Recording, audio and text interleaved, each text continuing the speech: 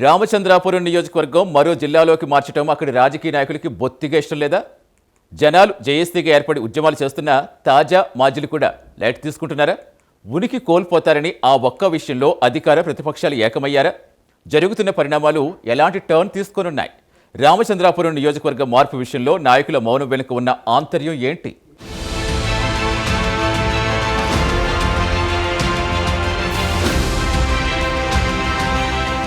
కొత్త జిల్లాల విభజనలో రాజకీయాలు చోటు చేసుకుంటున్నాయా అంటే అవుననే చర్చ జరుగుతోంది. అంబేద్కర్ కోనసీమ జిల్లా రామచంద్రాపురం నియోజకవర్గం విషయంలో ఈ పరిణామాలు కనిపిస్తున్నాయి. వాస్తవానికి గత వైసీపీ ప్రభుత్వం కొత్త జిల్లాలు ఏర్పాటు చేస్తూ నిర్ణయం తీసుకుంది.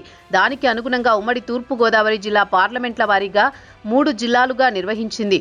రంపచోడవరం, అల్లూరి జిల్లాల్లోకి వెళ్లిపోయింది. అయితే కూటమి ప్రభుత్వం ఏర్పడిన తర్వాత కొన్ని చోట్ల ప్రజా అభిప్రాయానికి వ్యతిరేకంగా జిల్లాలు ఏర్పాటు చేశారని, దానిపై మార్పులు చేర్పులు చేయాలని నిర్ణయం తీసుకుంది.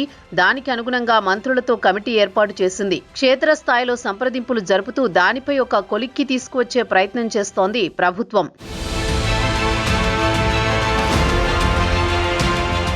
ఇక గతంలో అమలాపురం పార్లమెంటును అంబేద్కర్ కోనసీమ జిల్లాగా ఏర్పాటు చేశారు.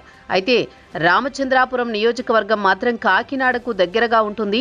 తమను అంబేద్కర్ కోనసీమ జిల్లా నుంచి కాకినాడ జిల్లాలో కలపాలని జేఏసీగా ఏర్పడి ఉద్యమాలు చేస్తున్నారు స్థానికులు.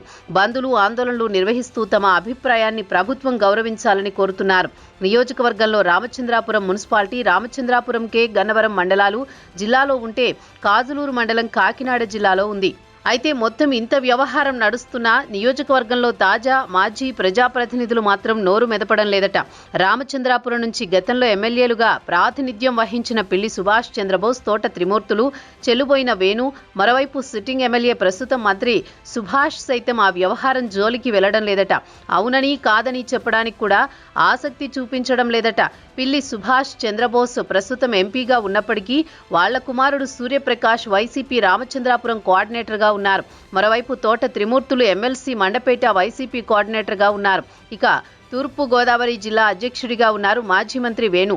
రకరకాల ఈక్వేషన్స్ తో వాళ్ళు ఎక్కడ పని చేస్తున్నప్పటికీ ముగ్గురు రామచంద్రాపురంలోనే ఉంటున్నారు. మళ్లీ అవకాశాలు ఎలా మారతాయో, ఎవరు ఎక్కడ పోటీ చేస్తారో తెలియదు.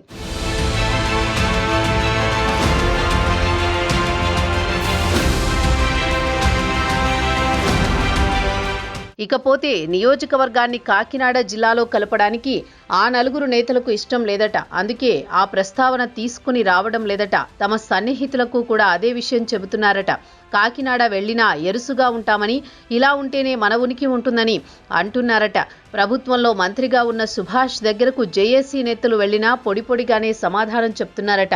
ప్రభుత్వ నిర్ణయం తీసుకోవాలి, మనం చేసేదేముంటుంది అంటున్నారట.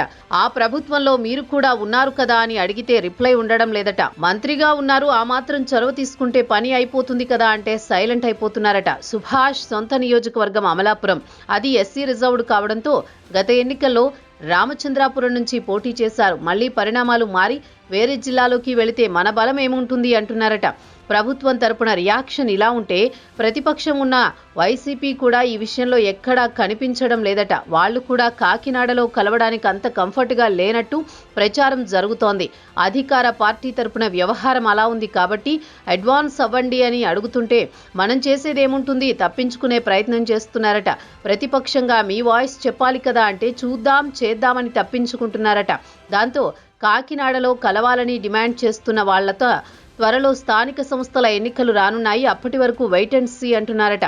మొత్తానికి రామచంద్రాపురం నుంచి గెలిచిన 4 కూడా కాకినాడ జిల్లాలో కలవడానికి అంత ఆసక్తి చూపించడం లేదు. పొలిటికల్ ఈక్వేషన్స్ లో భాగంగా వీక్ అయిపోతామని అస్సలు స్పందించడం ఈ విషయంలో అటు అధికార పక్షం ఇటు ప్రతిపక్షం ఏకమయ్యాయి. మరి ఈ పరిణామాలు ఎటు తిరిగి ఎవరికి లాభం చేకూర్చుతుందో చూడాలి.